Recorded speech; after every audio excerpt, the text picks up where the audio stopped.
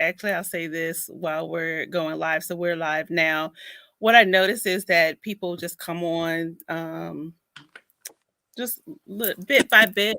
If people make comments or ask questions, those comments and questions will be in the right-hand side, and I'll definitely just read them out to you.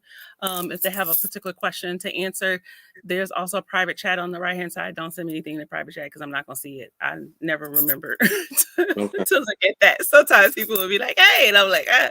So I see somebody's here. I see people are coming already. So we'll go ahead and get started.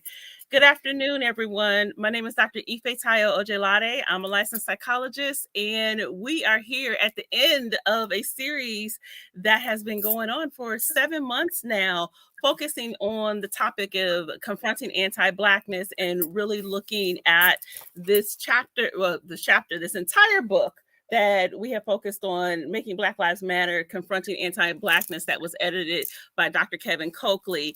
Today, I have an amazing guest that I am so excited about to interview. And I know every single time I say that I'm excited about everybody, but I chose all these people. So I am really genuinely excited about them. Dr. Thomas Parham is currently the president of Cal State Dominguez Hills. I went to Cal State Dominguez Hills for an entire semester before I transferred to Florida A&M University way We back in still the claim 90s. you. Dr. Parham, in addition to being a licensed psychologist, was formerly at UC Irvine from 1985. He served in various roles, including a vice chancellor of student affairs, an adjunct faculty member. He was also the assistant vice chancellor for counseling and health services, the director of the counseling center there, the director of the Career and Life Planning Center, I should say, and the director of the Counseling Center. Thank you, Dr. Parham. I know that you are very busy, so I appreciate you spending a little bit of time with me today. Never too busy for you, and always good to see you. And greetings to our folk online on the show, and to you down in ATL. We appreciate you. Oh, thank you. Thank you. I want to start out. Okay. So I remember being a doctoral student at Georgia State University, and 2 years in a row, they brought you to Georgia State. At the time, they were doing a multicultural counseling Mhm. conference. Yes. And I remember sitting in that conference and listening to you with this focus on African psychology, and you were unapologetic about your focus on African psychology and its importance to people of African descent in terms of counseling. And I was just amazed because I had that interest myself, but I didn't necessarily think that I could do that, particularly because of the training model that I was experiencing in my doctoral program. I have a couple of questions there. My first question is, how did you become interested in African psychology specifically? Interesting. So my journey in African psychology goes back to my time as an undergraduate. Uh, we should perhaps invite our listeners to understand that the correlation between your academic major and what you'll eventually do with your life is about zero point 0.2. It's never a 1.0. And the fact that you would change majors and career interests in your college years is about as normal as you can get. Mhm. I grew up in South Central Los Angeles, um, and lived in East LA, in the Barrio, South Central, West LA. So lived all over the city, but have always had kind of a social justice spirit, in Mhm. that space. And so Wade Nobles, as you know, reminds us that whatever is in the first place spirit. There's a spiritual essence that permeates everything that is. And so even though I couldn't put quite words to what I was feeling or experiencing, I've always learned to rely on those kind of instincts. So I was one of those brothers on occasion who wound up against the wall with LAPD just because you Mhm. look suspicious walking down the street or doing something else. But I also had good experiences with right elements of the police department as well. And my mom, bless her soul, as she swims with the elders and ancestors now, uh, was in the space of reminding me that, son, you should never criticize anything unless you're willing to put something better in its place. So I had to really wrestle with the psychic tension and dissonance that existed in my mind between, do I run with kind of a Martin and an integrationist ideology, or a Malcolm and a more nationalist ideology, to be able to achieve the kind of social progress we wanted to achieve as people of African descent. And so I opted in that respect for the integrationist model. So I said, well, if the police are bad, then the way to change law enforcement in communities of color is to get in it. So I thought about, first of all, being either a police officer or an attorney. And that was the way I could work in the criminal justice system. So when I went to college, I started out actually at Cal State University, Long Beach, which was adjacent to just south of Los Angeles. And Long Beach at that point had the biggest criminology department in the Western United States. But once I started college, I became frustrated with the major, because working in the criminal justice system, in my mind at that point, required more ability to manipulate the system than it did really to help anybody. So there were guilty people going free, innocent people going to jail. I'm like, this just violates my spirit. But fortunately, I had an occasion to do 2 semesters in what young people now call service learning. For back in the day, they were internships. And I did my first internship in a so-called halfway house for incorrigible and runaway teens. And the second semester, I worked in the community psychology clinic in downtown Long Beach. And that's where really my passion for doing this work was born. And I heard from parents who said, wow, my child is really doing better since they've been working with you, Thomas. And I had supervisors who said, you got a knack for this. You ought to consider a career in psychology. So it starts to plant the seed. And part of figuring out what you want to do is not just knowing what are you interested in, but also what are you good at. So maybe I ought to explore that. So because I needed to be in just a different intellectual environment, I transferred from Long Beach down to the University of California, Irvine. That was a life-changing experience for me. One, because it forced me to really buckle down on my studies. It was a more rigorous and intellectually challenging kind of space at the time. But I met my first mentor, who was the great father of Black psychology, Joe White. And Joe White changed my whole life. So I took a course from Joe in my first year there. It was a course in African American psychology, which is when I first learned about it. And we used Reggie Jones's first edition of the Black Psychology book as our text. So I did well in this class, got an A plus actually out of Joe, and which was hard to do. And maybe, I don't know, 2 months, 3 months after class, maybe 2 months, I'm walking down the walkway of campus, and he's coming the other way. And just like any respectful student would do, I said, hey, Dr. White, how you doing? And he simply walked up to me and he put his arm around me. So talking about just kind of an African-centered ways of knowing what they know. He walked up to me, put his arm around me. He said, young brother, he said, you have too much talent and you are too brilliant to be running around here playing basketball, chasing women. He said, come follow me. And it literally changed my life. And over the course of the next several weeks and months, he took me up to his office in social science, diagrammed my whole future on a chalkboard that's about yay big. And now they have dry erase boards. It was a chalkboard back then. And he said, you've already mastered my class, so we're going to tighten up on your grades. And I'm going to make you a teaching assistant as an undergrad in my class. And your job is to help the other students master the content in the way that you did. He said, then we're going to, graduate, do fine. We're sending you to get a master's degree. Then we're going to get a PhD. He said, but I'm not sending you to grad school to be clinically good. I want you to be clinically good, research good, and teaching good. Because the key to mental health is always having a broad range of choices and options. And then, so he said, one day you're going to walk with presidents and kings, and one day whatever. He said, but don't you ever forget to be a basic brother. And that's, what he said. So that was my life. And so everything he predicted just came true. And you walking with presidents. You are a president. Walking with presidents. And I've been to the White House hanging out with the Obamas of the world and other folk. And but I've been into the prisons and trying to minister and provide some healing to, brothers there. So it's that kind of space that you're in. And even in the clinical work that I've done in my life as a clinician, or the academics that I've taught, because I've taught pretty much every year that I've been a PhD, have always tried to have that mix of choices and options. So I've done as an academician, I've been a clinician, I've been a researcher and scholar, I've been a consultant, and then I've been an administrator. So the 5 categories really correspond to what Joe taught me about the key to mental health is always having a broad range of choices and options. And he said, prepare yourself across all those because you never know where the options and choices are going to be. And if you can do all that, then it all works out. And that certainly has come true in my background. So that's a long answer to your question, but how did my interest in psychology develop?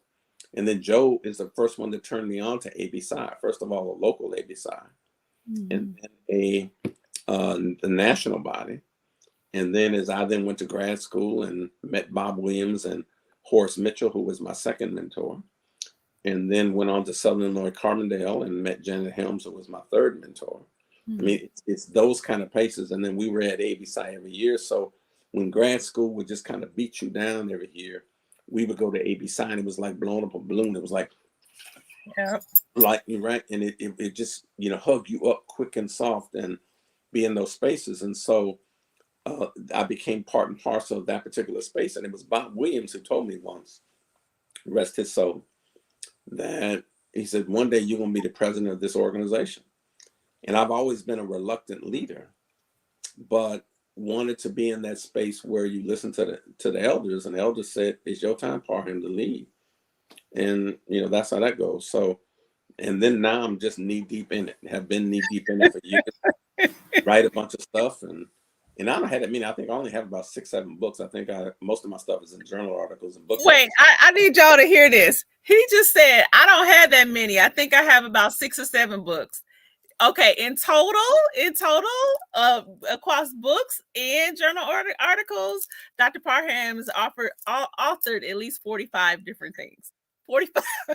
Yeah, I have it. It's actually a little over 50 now, but yeah, I still try to write every now and then. In fact, I just published another piece with another former student of mine, Dr. Rosalind Caldwell, in the Journal of Black Psychology last year. So even as a president, I don't find too much time, but I try to find time to write and keep my scholarship up, even though now I'm trying to contribute to the national discourse and narrative in higher education around a whole range of things. So put a piece out in Inside Higher Education about Juneteenth and how we need to speak on that and its implications for higher education. In fact, this last, I think July 4th, I think they might have put it out when they finally published it. But the whole California State University system decided to do a Juneteenth celebration. And I said, no, we're not going to do just a 2-hour celebration. We're going to make it a whole symposium across 2 days.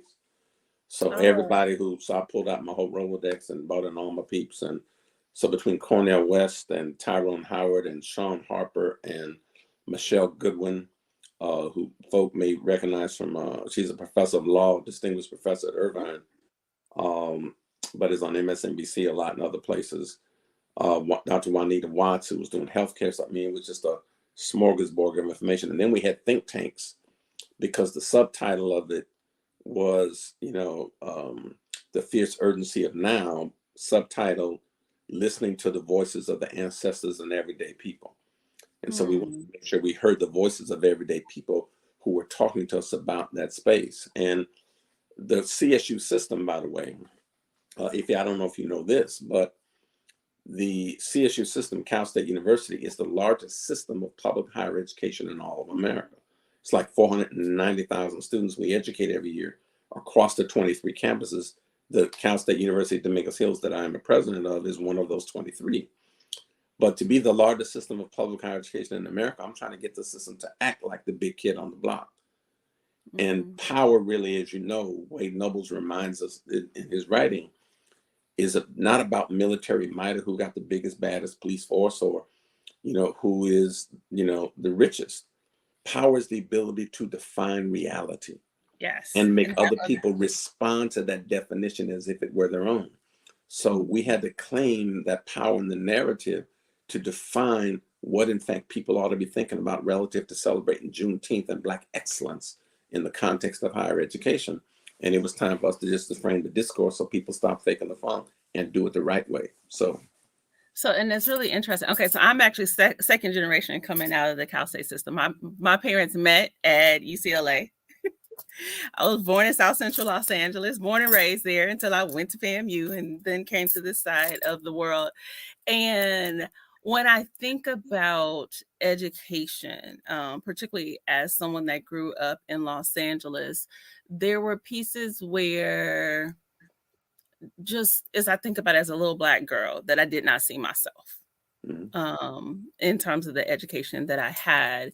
And then as I got older and I got in undergrad, then I started to have opportunities. Like I didn't take any Black psychology classes, but I took Black sociology. And I remember that being a space where I could explore these concepts and understand myself a little bit better in my own experience. And my professor at the time, I remember him, Dr. Price, he was so amazing.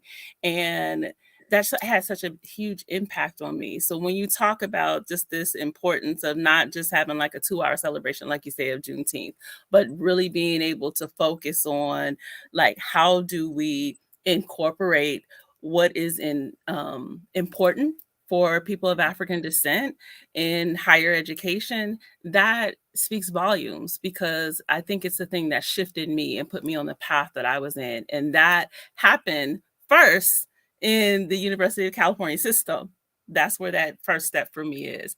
So when I think about that, I'm wondering, do you get pushback, particularly in this environment?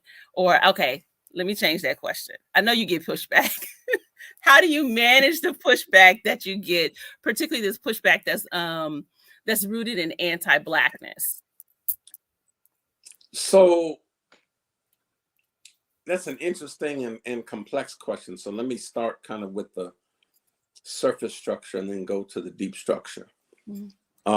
Even as I recognize that not all the pushback is anti-Black as much as it is uninformed sometimes about, what's going on. So as long as you have known me, you know that even as you describe me, I think to your listeners, I have been unapologetically Black. Yes.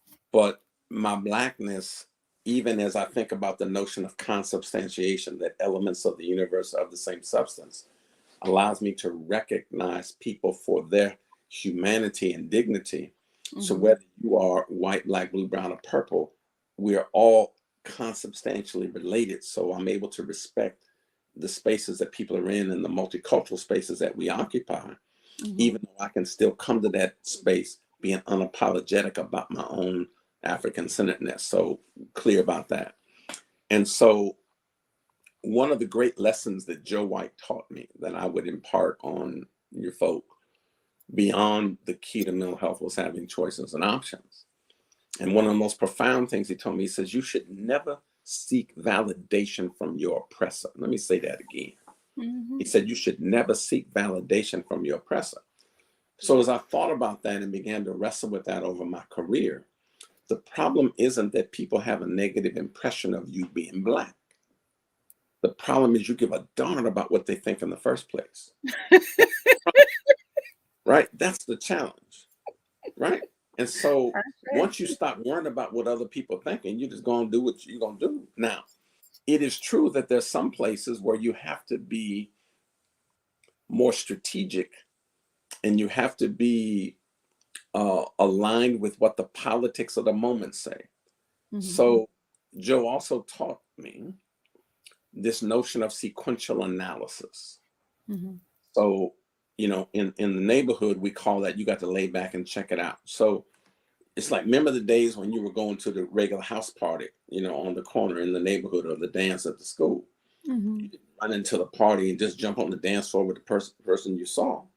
You had to walk in, you kind of laid back and check it out. And you went, See what's going on. Yeah. You went, oh, yeah, okay, cool. Oh, really? They here, damn, kind of, right? There was always this sequential analysis. And so that same tactic and style, that skill and set of assets can be used when you go to graduate school, when you go out into the job world, because you have to always assess what an environment will tolerate. And so when I went to grad school, for example, I started my career at Washington University in St. Louis. And now I've just been trained by Joe White, who's the father of Black psychology. Get to WashU, first couple of weeks of grad school, I'm in a class that's on personality theory. And what they're trying to do as a psychologist is teach you how personality theories are constructed, whether it's Freud, Jung, Adler, Pearls, Rogers, whatever.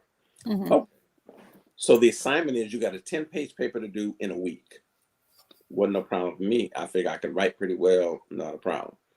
So I finished my paper. I was even helping out some of my other grad school counterparts get that paper done.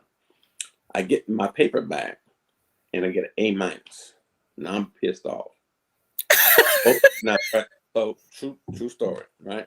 Because I'm trying to get nothing but A plus work. So now, in your theory of personality, ain't no right answer to that question. It's your theory.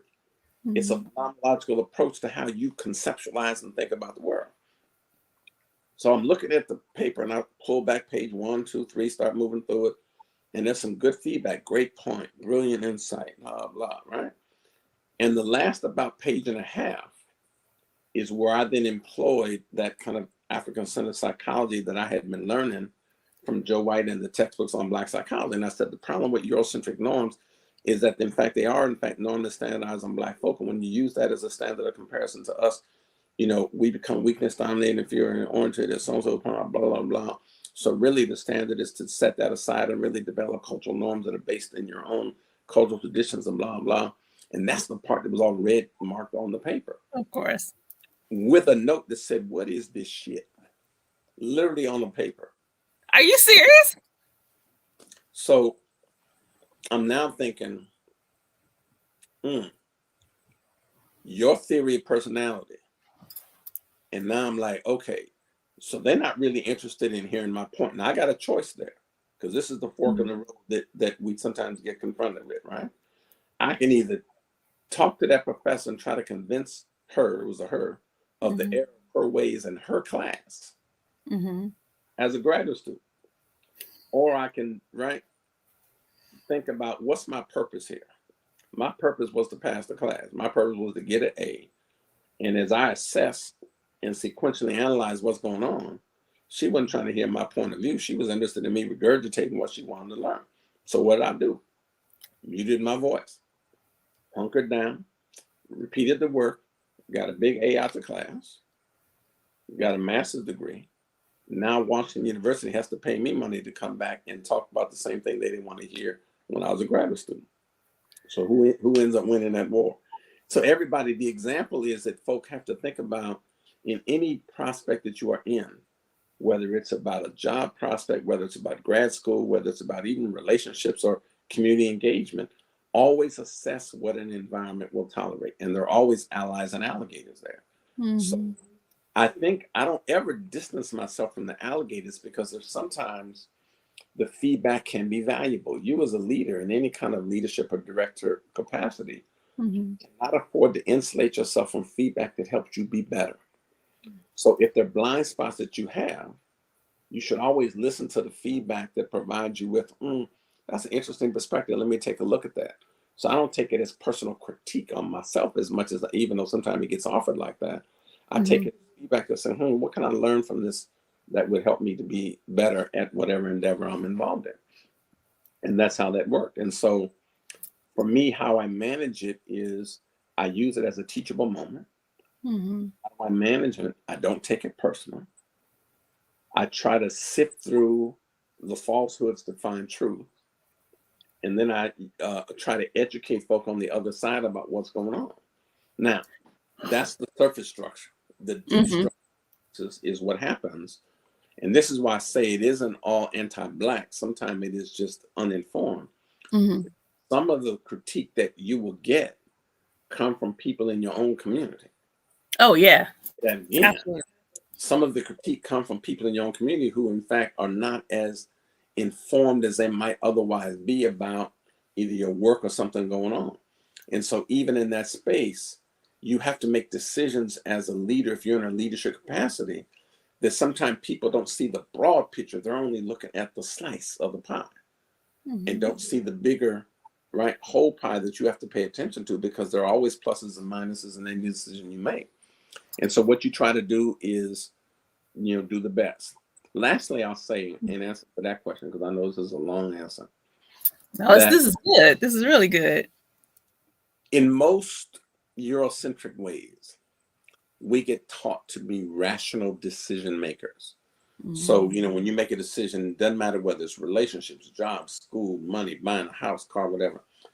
We line up all the pluses on one side, the minuses on the other side. Hopefully the pluses outweigh the minuses. And you say, okay, look, there's 8 good things here, 3 bad things here. I'm going with the 8. Let me go that way.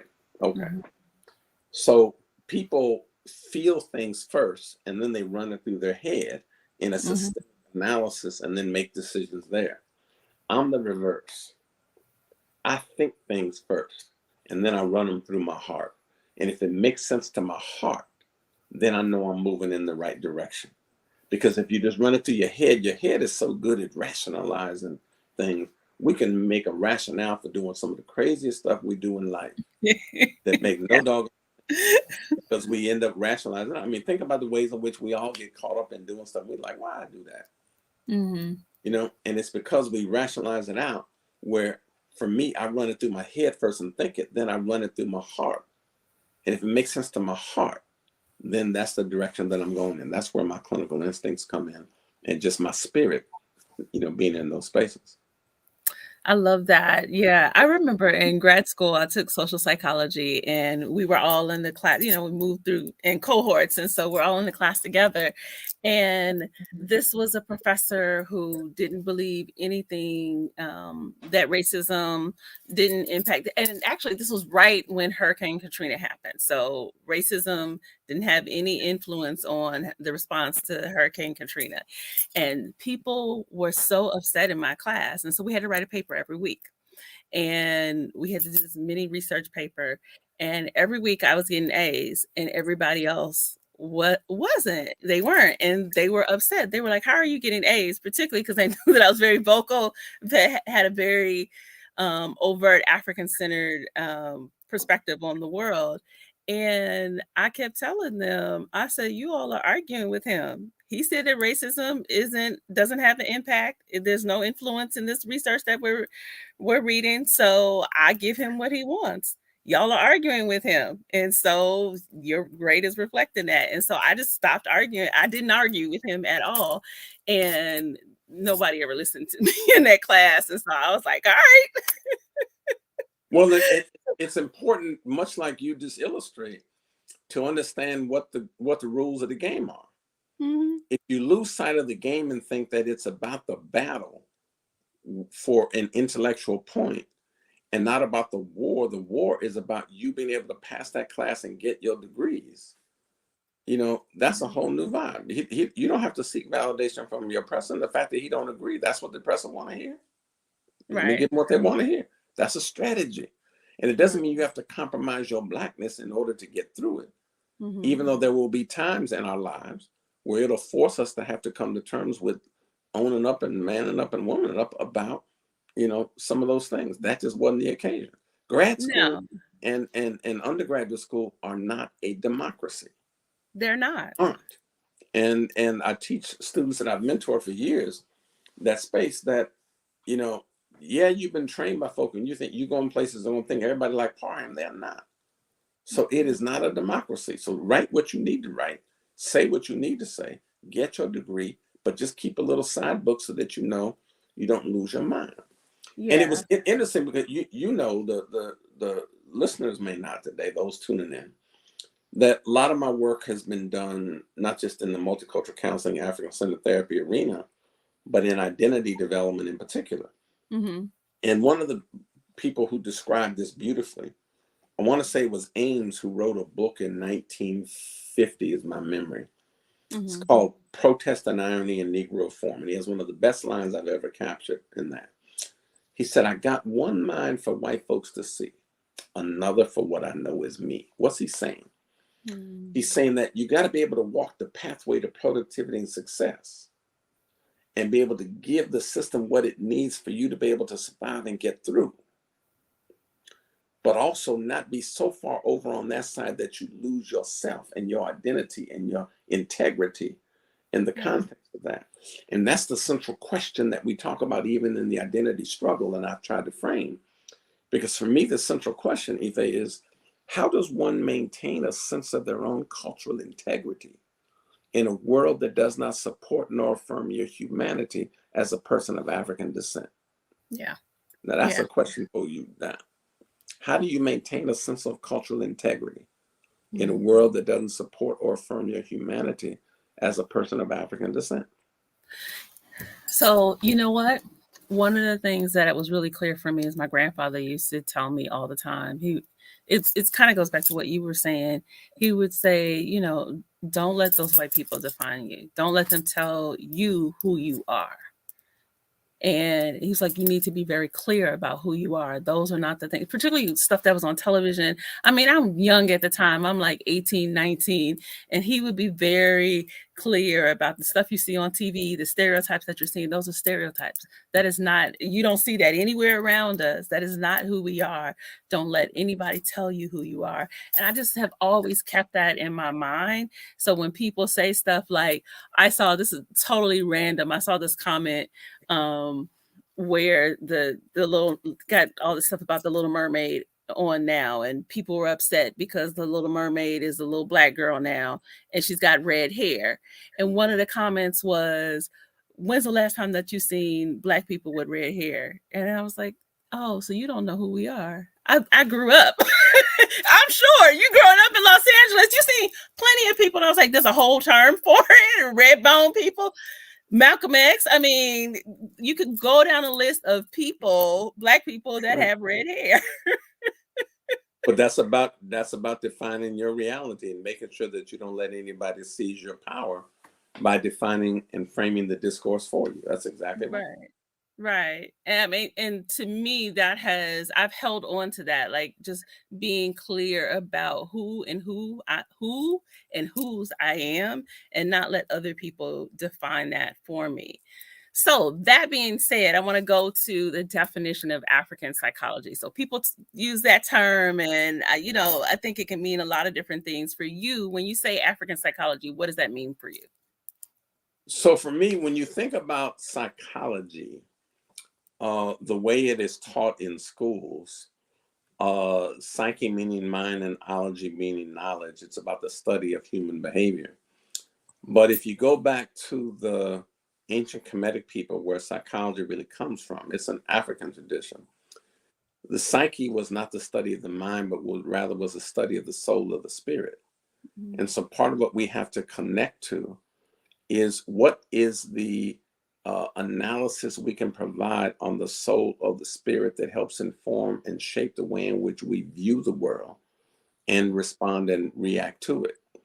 And so in an African psychology, what we are talking about is, even as we know that ideas are the substance of behavior, is a discipline that seeks to conceptualize the cognitive, emotional, behavioral, and spiritual elements of the personality of the person from a lens, a worldview that keeps African people at the center of that analysis.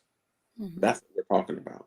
And so whether you're talking about social psych, behavioral psych, whether you're talking about human systems or learning theory or something else, there's always an analysis you can provide that takes off that set of Eurocentric glasses, sets them aside, and puts on a set that are more African-centered so that we come to know and understand how to appreciate our people in that space. And it informs the way in which we see the world. It informs the way in which we come to know what is dis-ease in our world, what is normal and healthy. I remember being on the State of the Black Union with Tavis Smiley and others years ago, and they were doing one, in fact, down in Georgia. This year was on, I think it was 2005, if my memory is right. On the Road to Health was the subtitle. Oh yeah, I remember that. Yeah, I was actually there. Yeah, at Eddie Long's church.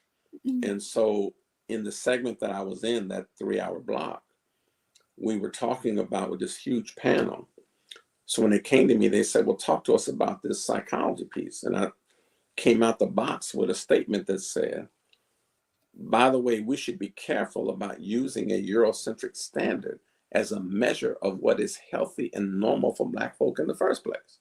Mm-hmm. And the whole place just erupted. It was in Eddie Long's church, if I remember right. Mm-hmm. And part of my piece was not simply to provoke an audience reaction, but was to claim that space to say that we should be in a more self-determined posture about deciding what in fact is normal and healthy for Black folk. And so when we talk about this African-centered psychology and what is healing and what is therapeutic, I remind folk, even in the text I wrote, I think it's called Counseling Persons of African Descent, raising the bar of what passes for competence. There's a page in there, the publisher, why do you want to put this one thing on one page? I said, because this is important. And it says, healing is therapeutic, but not all therapy is healing. Yes. And that's the piece that I wanted to remind folk, that you can engage in a lot of theories. And whether you are Freudian, Adlerian, Gestalt, Rogers, Clarkson, or whatever it might be, but if you're using a Eurocentric lens to conceptualize the mental health, right, assessment and needs of a client population that is different than that, then it's likely that you may become off skew and inappropriately diagnose or conceptualize somebody because you got the wrong set of lenses on through which to view reality from their particular space and time. Okay, so now I hadn't even planned on this question, but I got to get your take on, like, a lot of times when I am asked to speak on psychology, people want to talk about stigma and how we stop getting Black people to be so stigmatized as it relates to going into therapy. And so, like, what is your response to like that focus? And I see this hyper focus on like the reason that Black people don't go to therapy is because of stigma. That's like the only reason that people think we don't go to therapy. So can you comment on that, please? So what would I say about that? So first of all, we want to remember that there's never a single variable. I know this as a scientist. There's never a single variable that accounts for 100% of the variance in explaining any equation. So it's not like one variable that accounts for everything. It's like multiple slices to the pie, and then each pie has a different size, to account for whatever percent of the variance it explains. Is it possible that stigma is one of those slices? The answer is yes. But is it likely that there are multiple reasons why that's the case? One of them is just basic common sense, like this is Grandma Psych 101. It's like we typically don't see ourselves reflected within the fabric of psychology. Yes. So one of the fundamental reasons people don't go to therapy is because they don't trust it. We've never seen it, didn't grow up with psychologists, in the space. And we were able to use not simply external folk, but people in the community that were engaged in a level of community healing. So when we had traditional resources and you had a problem, you went to Mrs. Jones, who was the third grade teacher. You went to Mr. Smith, who was the deacon down at the church. You went to the barbershop or the beauty salon to talk to folk about that space that we could do. Now, as I remind folk all the time that life at its best is a creative synthesis of opposites and fruitful harmony. Sometimes your greatest strength can be your greatest weakness. Street corner logic is not always the best place because some of the worst of what we do comes out of street corner logic. Particularly, I'm talking about men and our definitions of masculinity that come off the street corner and has us engaging in some destructive behaviors, both with other men as well as with women in our lives. But beyond that, there are so many rich resources in the community that people rely on, that's one of the elements that are there as well. Another piece I think that people don't go to therapy is that it hasn't proved to be very helpful and healthy. So what psychology has done, in psychiatry in particular, has left a trail of people who have been misdiagnosed, mistreated, misinformed about their own psychological space and have been treated with things that are not appropriate for their particular condition. And Mhm. so there are lots of us who have stories about, I ain't going to them because so and so went and they came out with whatever, or they never came out, right? Mhm. So all that back to your question, there are multiple slices to the pie that account for the variance and explaining why people don't go to therapy. The other part of it is sometimes people don't understand what it is. Mhm. The first, ironically, when I started my career and came out of grad school after I graduated from Southern Illinois in Carbondale and did my clinical internship back in California, I became an Ivy League professor. So I was at the University of Pennsylvania in Philadelphia, and I had both a faculty appointment as well as a joint clinical appointment. Mhm. But I mentioned that, in fact, being the first African American academic psychologist University of Pennsylvania ever hired in its 200-something year history after it was founded by Ben Franklin back in 1776.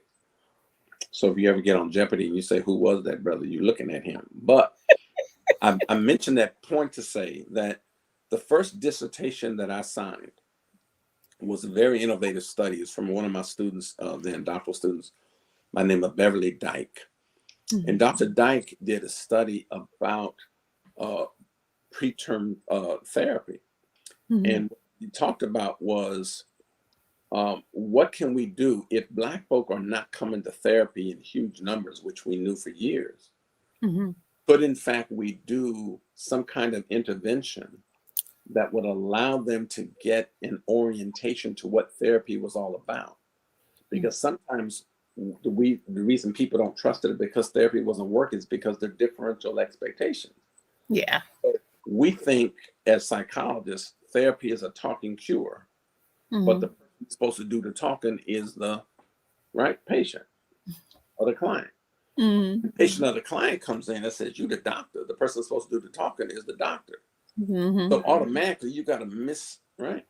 Right. So when we think about pre-therapy orientation, what we're talking about is if you have a 9 o'clock appointment, bring in your client in at 8:30 or 8:40, and you either give them a brochure, you sit them in front of a videotape, you do something that says, here's what you're likely to see, and here's what you can expect when you go in to see therapist X in the next 20 minutes. Mhm. And she proved, in fact, through that research, that in fact she could improve the participation rate of Black folk in therapy and the lack of termination, because the data also showed that once folks got into therapy, they would terminate therapy not after time 5 or 6, but after time 1, which Mhm. that once they got in there, they weren't trusting what was going on.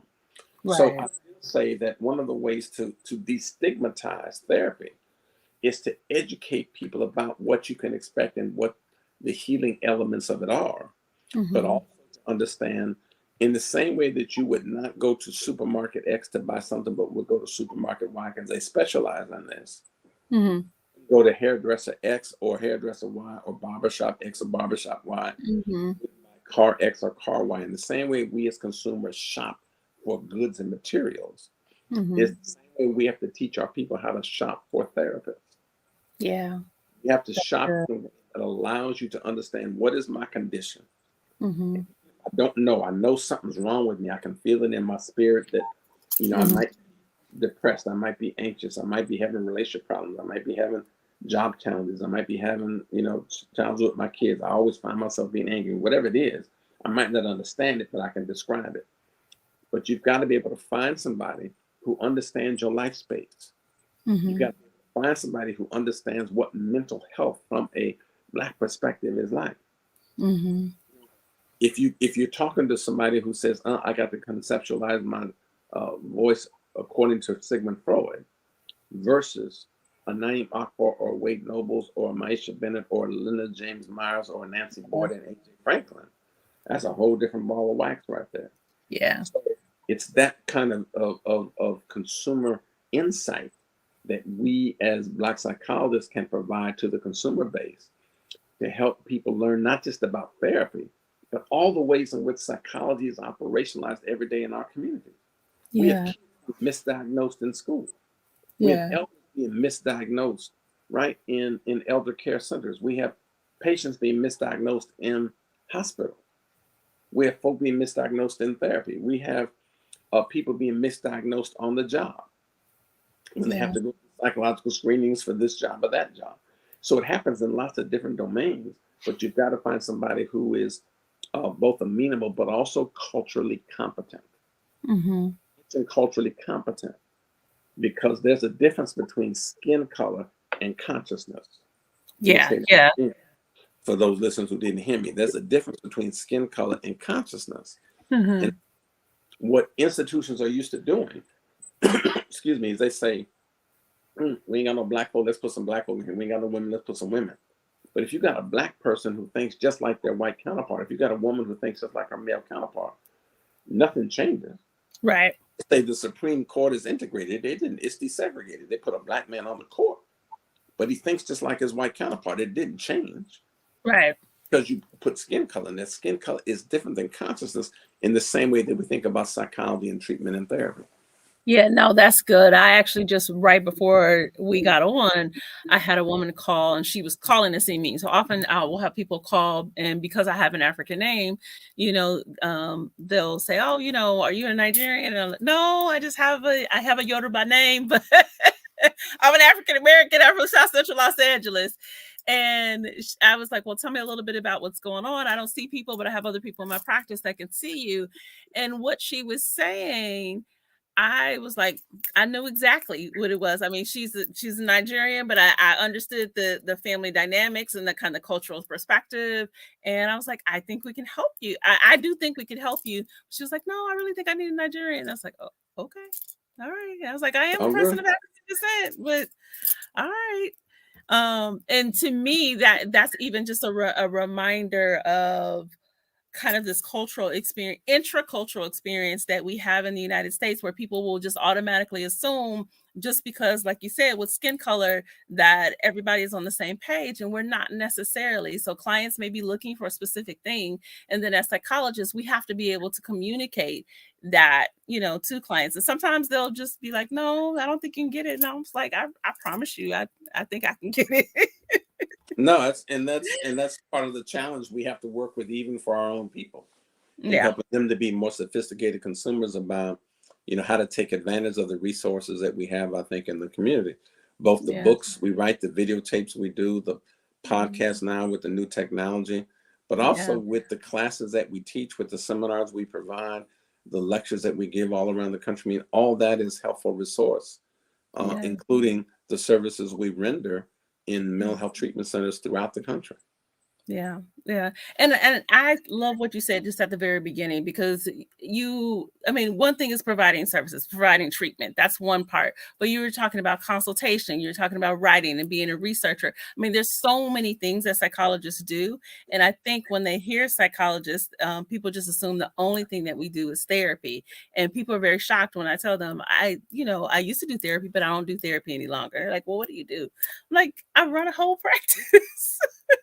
I have these other things that I do. But that's the lack of sophistication, I think, for folk, and it's our job to try to inform them. Yeah. There's some, in my career, it was interesting because when I went to Penn and became a faculty member, and they were inviting me to take the position, I said I'll come, and they were giving me about half of the world to go there, and gave me the other half to try to stay when I got recruited to go back to University of California.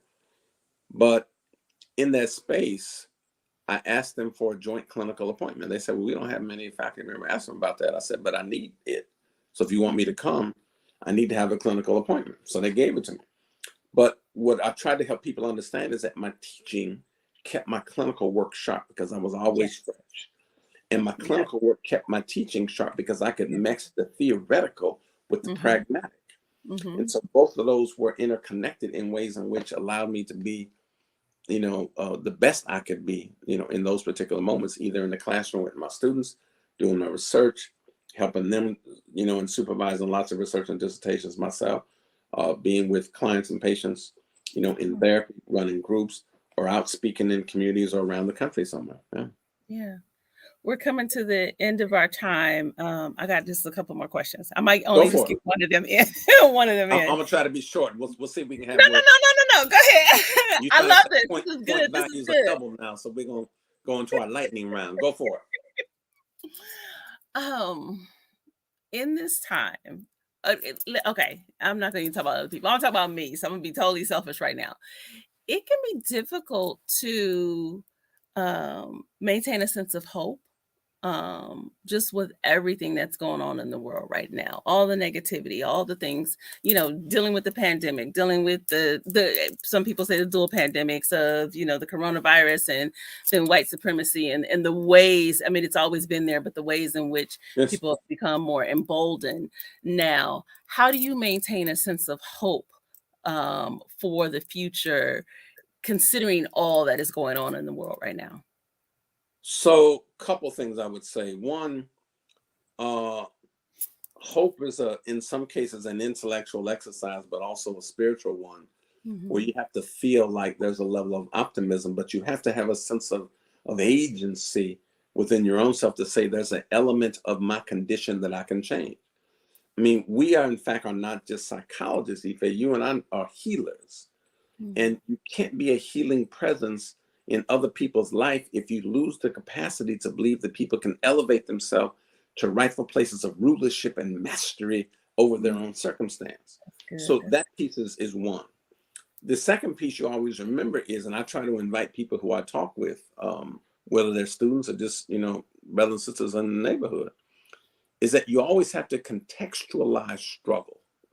Mm. Let me say that again. You got to contextualize struggle.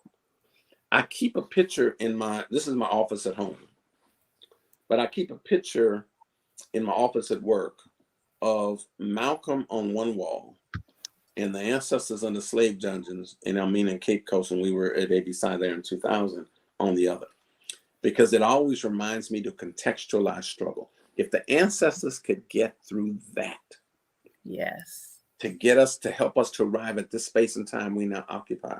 You mean we can't get through a little bit of racism and white supremacy? White folk ain't that powerful. I mean, and that is not to disrespect brothers and sisters in the white community. I have lots of good friends and other folk and colleagues and other folk I work with every day who are good-hearted. I respect their humanity. But if the boldest, strongest white person and I learned this actually from who was talking about this from Minister Farrakhan one day. Mm-hmm. He said, imagine the most powerful person Mm-hmm. who was sitting down there eating a plate of food, and a little gnat flew on there and grabbed a crumb and flew away. Whoever that powerful person is doesn't have the power to call that gnat back and say, bring me back my crumb. Yes. But they can order us and direct us, but can't order the smallest insect in creation. Mm-hmm. It was a lesson about how we devalue ourselves by assigning Gotcha. power and privilege to folk who A, don't deserve it, and B, haven't earned it. And so Mm-hmm. I don't ever disrespect somebody's humanity because of their color. But I Mm-hmm. always try to remember as I contextualize struggle that I'm not that powerless, that Yeah. you can't control the whole world, but there's some portion of that. So I don't focus on the 8 out of 10 things that I can't control. I try to focus on the 2 out of 10 where I can. But the short answer to that is we got to learn to contextualize struggle. Next question. Boom. I feel like we just could stop right there. Now, I know What's you got some more up in there. I know you better. what's the charge for psychologists as we move into the future? Give us a charge. How do we create transformative healing for our people? So the charge is to embrace that notion of not simply being psychologists, but in fact being healers. Mm-hmm. There's a difference, Eve, between what you do for a living and who you are at the core of your being, Yes. right? So I may be a university president and a teacher and a scholar and an administrator, whatever. That's what I do. But who I am at the core of my being, right, is a healer. As I practice the art, who I am at the core of my being is a family man. So when you look at my biosketch doesn't start with Parham got a zillion degrees and awards and whatever. First line is Family he's a man. family man, right? Mm-hmm. That's who I am at the core of my being. So part of what we've got to do is be able to embrace the notion of healer, right? Secondly, we've got to understand that we are the ones who have to set the tone and the temperament, because we cannot lose hope that people can elevate themselves over their circumstance. Why? This is not some kind of false fantasy that we are creating and delusional, aspect of reality. It is in fact based in fact because we come from a people who did exactly that. Yes. So we move forward with that. What is true is that racism and white supremacy is been around as long as we have been in the world, and we have been impacted by Eurocentric traditions, whether it was slave ships and arriving in Charleston in 1619 when they first started that and went to Africa to capture all those folk, the way in which we had done. White supremacy is global, not local. It's global. Mm-hmm. And Baba Asa Hilliard used to always remind us about that particular space.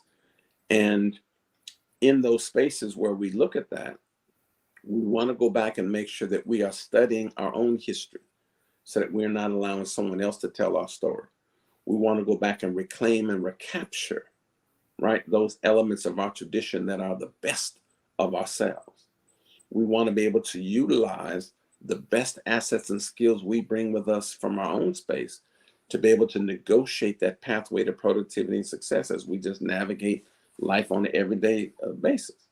But also remember that pain and struggle and tragedy are just a part of paying your dues. And if you are in the space of having to navigate life circumstance, trouble don't last always. Yes. But we can also get to the space where we can, right, find hope in the midst of despair, courage in the face of fear. We can find elements of strength, right, in the midst of weakness. And we can always find a way to acknowledge not only our own power, but the dignity and humanity of our fellow man and woman. And we've got to be able to use the assets we have. I mean, what's interesting is we have gyms and fitness centers every day, $1 billion industry, pumping up our physical muscle. But we haven't learned how to love our way through the darkness of our own adversities, or how to treat people with a level of respect, even in our own community. I was looking at the news the other day, and we got people in, Philadelphia with folk getting shot in coming out of football games, and Oakland the same time on the other coast. It doesn't matter what coast you're on, or down in ATL, or up in Michigan somewhere. It's that kind of trauma that is there. But if we understood fundamentally that we are all consubstantially related, that elements of the universe are of the same substance. So if we are of the same substance, the next time I would raise my gun to take a life over a $10 vial of crack, or wearing a color because it's blue or red, I'm not committing homicide, but rather suicide. Yes. Because we ought to understand that we have to be more about protecting life and protecting our people in the ways in which we're there. So we can't simply focus our elements and our interventions on the external factors alone and ignore the more internal elements that have us in a space where we are not as healthy and whole and healed as we need to be. And so the role of Black psychologists is even more important in these days, to help our community heal, to help our community grow, to help it prosper, and to help it thrive in the midst of this racism and white supremacy that are just going to be here. Wow. Love ourselves through conflict. Love each other through conflict. Okay. Wow. Okay. That's such a beautiful note to end on. Dr. Thomas Parham is the president of Cal State Dominguez Hills. He is a licensed psychologist. He is a healer, but most importantly, he is a family man. Thank you, Dr. Parham. My pleasure. Great to see you, and Great to see healing you. blessings to you, and I hope you're doing well, and best to your family, and best to all the listeners out there. Much love to everybody. Yeah. You take care. Okay. Thank Take care. you. Bye-bye. Okay. Bye-bye.